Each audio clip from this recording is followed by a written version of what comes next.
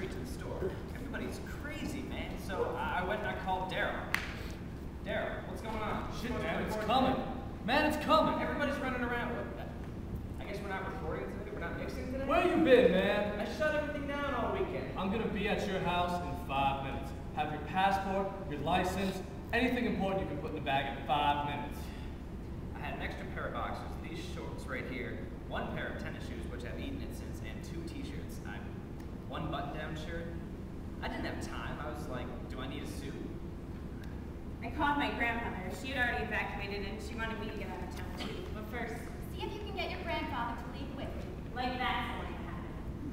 But I went over to see him, and after I packed up my car and made sure the house was secure, I hung out, talked, and drank a lot of coffee. He was a World War II POW. He was in a camp for about 7 months, and the Germans would make him sing. He had a great singing voice. He confided in me that he wasn't feeling well and didn't want to leave because of that, and he was hiding this from my grandmother. He was also like, I don't care what happens. I've lived a life. Whatever comes, comes. Well, said jokingly, the neighbors have a vote. If it gets really bad, just jump in. We didn't get to Memphis until 2 a.m. Traffic, basically. We had a dog and a cat, so we had to find a hotel that was pet-friendly. We left our cat, because we were coming home in 3 days, so we put out food and water. He wouldn't leave with me, even though I asked him a few times. So I left. Before I did, I went across the street and our neighbor's cat Taffy was outside. And I saw the Dumonts and we all stood on the street. It was the most beautiful sun. Then I left, and I cried all the way driving across the bridge. Charity Hospital went on their emergency plan as of 7 o'clock Saturday night, so I was able to leave and come home at 7. So I left the next morning, that Sunday morning at 5. I'm reporting to work. I'm a paramedic. I have to stay. You know, I've done this several times before. I know. I was on the initial disaster plan at Charity too, remember? I stayed there for almost 2 weeks straight, but we didn't have children at the time. We've been down this road before. Okay. I was in Hammond, and my father came and got me and brought me to New Orleans. My younger brother was in a juvenile home, and so my dad went and got him. I'm just trying to keep everybody together. It was my grandmother, my brother, myself, and my father. We tried to eat, but traffic was too bad. It's taking us about an hour and a half to get to a place that usually takes us 15 minutes. This car is a gas guzzler. We don't have a lot of gas. So my dad, he just turned back around and went home. Basically what happened, I went to get gas and there wasn't any left. And I didn't know how I was going to be able to leave. So I went back to the restaurant, I took all the ice out of the machines and took as much food as I could out of the walkie because it was all going to go bad. And I went back to my house in Mid-City and just wrote it out with my friends. I was on my last gram of gas his car would ever see. It was the first time I'd ever seen anarchy. Yeah, man, I was driving about the lakefront. What you think might happen if you were told a nuclear war was going to break out was what was going on in the street that day. There's no gas in the stations that did have it. It's like there's no way you're getting in. Some people were being extra really nice and charitable, but most people are just out for themselves. You saw it, man. It came out. It came all the way out. I was almost out of gas, and there were huge lines. And then the empty sign comes up right in front of me, and I feel kind of desperate.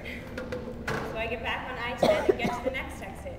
And there's a gas station, and there's a line, and I'm waiting. What's that guy doing?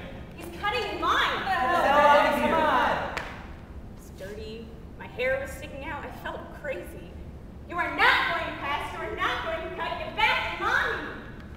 I just stood in the road and refused to move until everyone got back in line. This is a disaster. We have to work together. Folks, you need to make 2 orderly lines. Cash only $50 maximum. No ATMs. If you didn't have cash, you were pretty fucked.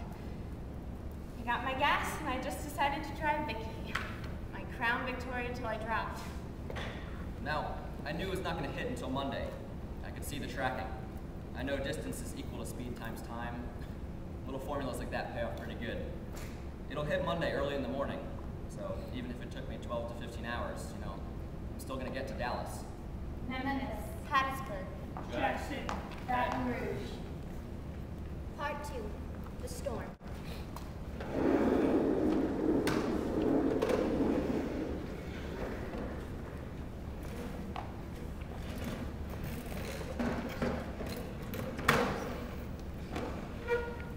French Quarter was the original city. In 1718, when New Orleans was founded by both England and France, they were both trying to establish settlements on the Mississippi River in order to control the middle of the country. Whoever controls that river controls who and what gets in it and what comes out. About 1905, the city expanded to lower areas once pumps were put in place. It was a time of technology and people were now able to do things that they never did before. You had greed. You had crooked politicians that said, oh yeah, come to our city. And they got paid off underneath the table. So what they did was they bought these huge chunks of swampland and they said, oh, we're going to call this a subdivision and build houses. But it wasn't until the 20th century that the city became unsafe. What has changed is the coastline. We have a lot of coastal erosion going on.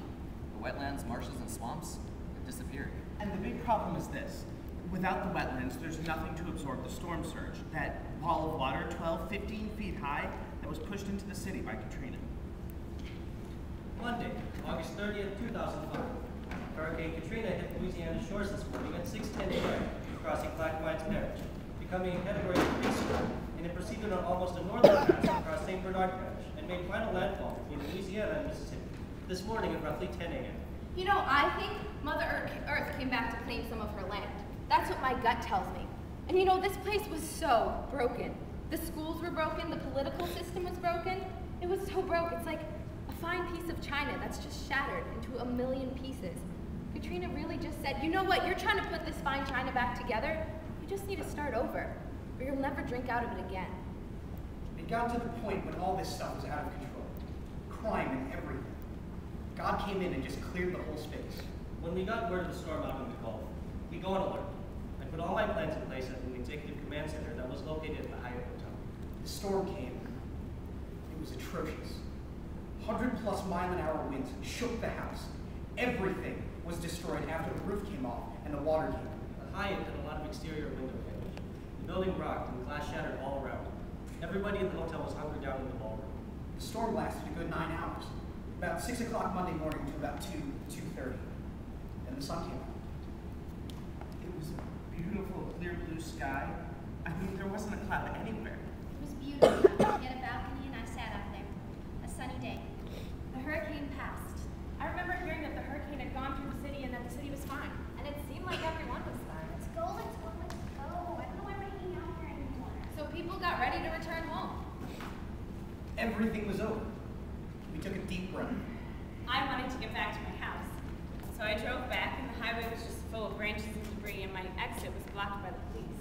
Is there a problem, officer? We just had a storm. We got power lines down everywhere. Where do you think you're going? I'm going back home. Not today, you're not. Unless you are essential personnel, you are not allowed in until further notice. Now, clear off like this. Go back where you came from. Okay, thank you, officer. Good old Vicky. Came home and nobody chased me. He could have gotten the radio and said, look out for a Crown Victoria coming that way. But he didn't. And I got home. Our fence was down and my neighbor's trampoline was completely folded in half like a taco. But my home was okay. I went outside to assess the damage with my facilities and operations managers. Well, this isn't that bad. I mean, it's not a whole bunch of structural. Look at the Hyatt. I mean, the windows knocked out of the north side of the building. Looks terrible with the curtains hanging out. Actually, it looks like a bomb or something like that happened. That's just windows blown out. No real structural damage. This is not that bad. We'll have the city back in a week or two as far as power to the city. The storm is gone and it looks like everything's okay. So where's all this damn water? Part 3, the levees.